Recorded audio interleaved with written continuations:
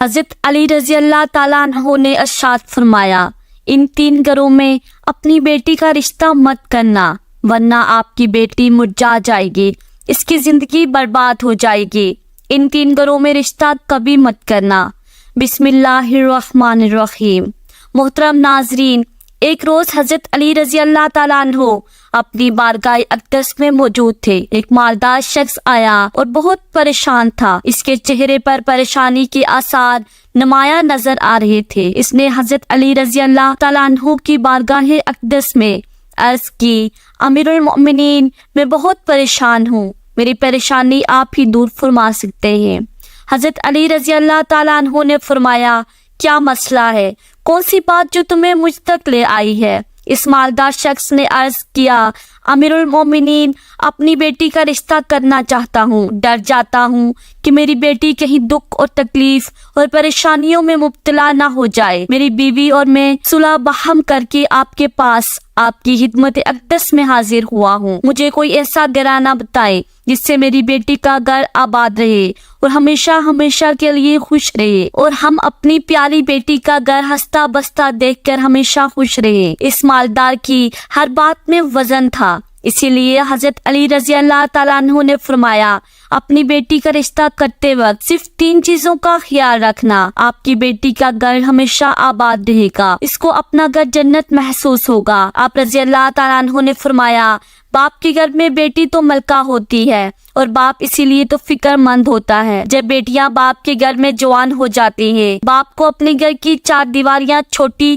لگنے لگ جاتی ہے تاکہ اس کی بیٹی کو کبھی بھی گرم ہوا بھی چھو کر نہ گزرے۔ اس لیے اے مالدار شخص، نہ ہی تمہاری بیٹی کو تمہاری دولت خوش کر سکتی ہے، نہ ہی اونچے مقام والے گھر خوش کر سکتے ہیں۔ اس لیے جب بھی اپنی پیاری لاڈلی بیٹی کا رشتہ کرنے لگو، صرف 3 چیزوں کا خیال کر لینا، آپ کی بیٹی کا گھر آباد ہو جائے گا، وہ بہت خوش رہے گی۔ مالدار شخص نے عرض کیا، یا امیر المومنین، وہ کون سی 3 ایسی چیزیں ہیں یا کون سے ایسے عمل ہیں جن پر عمل کر کے ہم اپنی بیٹی کا رشتہ کریں؟ حضرت علی رضی اللہ تعالیٰ عنہ نے فرمایا، اے مالدار شخص، یاد کر لینا، اپنی بیٹی کا رشتہ اس جگہ اس گھر میں نہ کرنا، اپنی بیٹی کا رشتہ مت کرنا جہاں جس گھر میں گھر کے فیصلے عورت کرتی ہو، مرد اس عورت کے فیصلے پر عمل کرتے ہوں۔ اپنی بیٹی کا رشتہ کبھی بھی ایسے گھر میں نہ کرنا ورنہ آپ کی بیٹی کا گھر بسنے سے پہلے اجڑ جائے گا، برباد ہو جائے گا،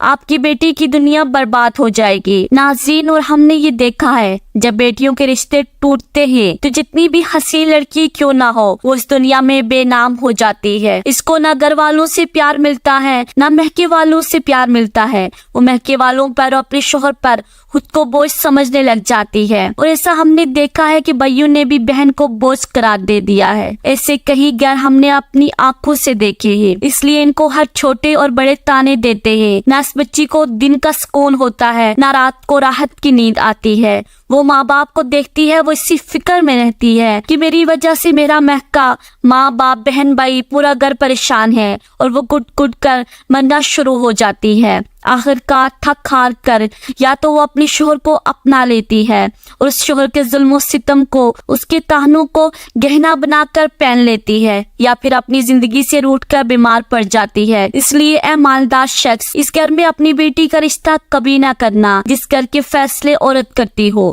نمبر 2، حضرت علی رضی اللہ تعالیٰ عنہ نے فرمایا، اے شخص، کبھی بھی اپنی بیٹی کا رشتہ اس گھر میں نہ کرنا، اس گھر میں مت کرنا جہاں عورت کی عزت نہ ہوتی ہو، جہاں صرف مرد ہی حکمرانی کرتا ہو، وہاں اپنی بیٹی کا رشتہ نہ کرنا ورنہ تمہاری بیٹی کا گھر بسنے سے پہلے اجڑ جائے گا۔ محترم ناظرین، ہم نے اپنے ارد گرد یا کہیں نہ کہیں ضرور دیکھا اور سنا ہے، ایسے گھر بھی ہے جو عورت کو اپنی جوتی کی نوک پر رکھتے ہیں، حالانکہ اللہ کے پیارے نبی، ہمارے پیارے نبی حضرت محمد صلی اللہ علیہ وسلم نے فرمایا کہ جیسا تم کھاؤ اپنی بیوی کو ویسا ہی کھلاؤ، جیسا تم پہنو ویسا ہی اپنی بیوی کو پہناؤ۔ لیکن ایسے گھر بھی ہے جو صرف خود کو اول سمجھتے ہیں اور اپنی بیوی کو خاطر خواہ میں بھی نہیں لاتے۔ ایسے شخص بھی ہیں جو اپنی بیوی پر ظلم و ستم کر کے خوش ہوتے ہیں اور کہتے ہیں ہم نے اپنی برادری میں اپنا نام اونچا کر لیا ہے، حالانکہ وہ اپنا نقصان کر رہے ہیں، کیونکہ میرے حضور اقدس صلی اللہ علیہ وسلم کی سنت پر وہ عمل پیرا نہیں ہوئے، وہ اپنے لیے عذابوں کا گڑھا کھود رہے ہیں۔ اس لیے اے شخص اپنی بیٹی کا رشتہ اس جگہ مت کرنا جہاں عورتوں کی عزت نہ ہوتی ہو۔ حضرت علی رضی اللہ تعالیٰ عنہ نے فرمایا اپنی بیٹی کا رشتہ اس جگہ کرنا جہاں اس کا خاوند اپنی بیوی کے ساتھ نرمی، خوش خلقی اور حسن اخلاق کے ساتھ پیش آئے، جو اپنی بیوی کے حقوق ادا کرنے میں کسی قسم کی غفلت اور کوتاہی نہ کرے، جو اپنی بیوی کا اس طرح ہو کر رہے کہ کسی اجنبی عورت پر نگاہ نہ ڈالے، جو اپنی بیوی کو اپنے عیش و عشرت میں برابر شریک سمجھے، جو اپنی بیوی پر بھی ظلم و ستم اور کسی قسم کی بے جا زیادتی نہ کرے، جو اپنی بیوی کی خوبیوں پر نظر رکھے اور معمولی غلطیوں کو نظر انداز کرے، جو اپنی بیوی کی مصیبتوں اور بیماری اور رنج و غم میں دلجوئی، تیمارداری اور وفاداری کا ثبوت دے، جو اپنی بیوی کو پردے میں رکھ کر عزت و آبرو کی حفاظت کرے، جو اپنی بیوی کو ذلت اور رسوائی سے بچائے رکھے، جو اپنی بیوی کو دیانتداری اور دینداری کی تاکید کرتا رہے اور شریعت کی راہ پر چلائے، جو اپنی بیوی کے اخراجات میں کنجوسی نہ کرے،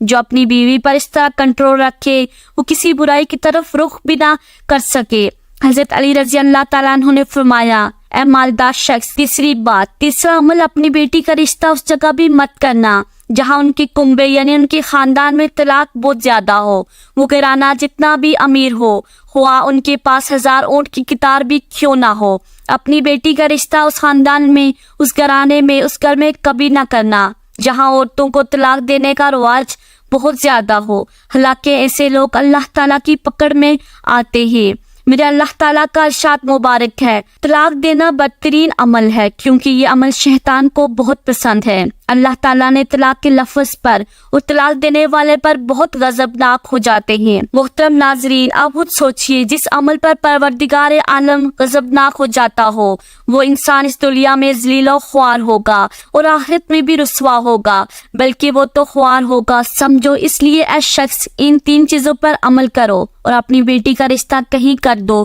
کیونکہ یہ سنت عمل ہے اور آپ کی بیٹی ہمیشہ خوش رہے گی اور آپ کو بھی دعائیں دے گی۔ وہ مالدار شخص آیا تو مایوس ہو کر تھا، لیکن حضرت علی رضی اللہ تعالیٰ عنہ نے ان کے ذہن کے سارے فتور ختم کر دیے اور ہمیں بھی سمجھا دیا کہ اپنی بیٹیوں کے گھر کیسے پسند کرنے ہیں۔ میری بہنوں بھائیوں، ہماری اللہ تعالیٰ سے دعا ہے میری تمام بہنیں اور بیٹیوں کو اللہ تعالیٰ ان کے گھروں میں عزت والی زندگی عطا فرمائے اور ہمیشہ کے لیے ان کے سروں پر اپنی رحمت کا سایہ برقرار رکھے اور خوش رہی۔ اللہ پاک سے دعا ہے کہ اللہ پاک ہمیں ان تمام باتوں کو سننے، سمجھنے اور ان پر عمل کرنے کی توفیق عطا فرمائے۔ آمین یا رب العالمین۔